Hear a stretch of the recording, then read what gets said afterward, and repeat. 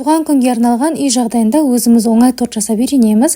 Ортасында кремі де шоколадты, бірақ соңындай нәзік, жүрекке тимейтін мека шоколадты прага тортын жасаймыз. Оған бізге ұн, сода, тұз, қант, какао керек. Одан кейін жылы сүтті, сұйық май, жұмыртқа, сары майды салып жақсылап араластырамыз. Одан кейін уксусты құйып тағы да араластырамыз. Форманы жаңағы дайындаған сұйықтыққа бір салып пешке пісіріп аламын. Сонда жан-жағына сұйықтығымыз ағып кетпей жақсы піседі. Кейін ішіне май жағып сұйық массаны құямыз.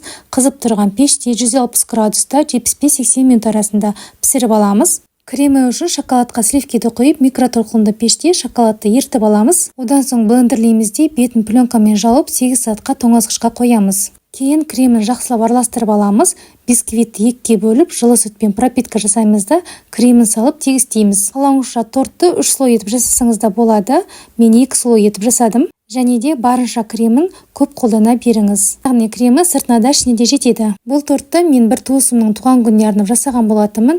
Өте керемет шықты, және де мен де сіз секілді бірінші рет жасаған болатынмын. Бетіне ганаш жасап, қалған кремді қойып, үстіне орео печеньесін қойып шықтым. Печенье орнына клубника, малина, вишня қойсаңыз әдемі шығады деп ойлаймын.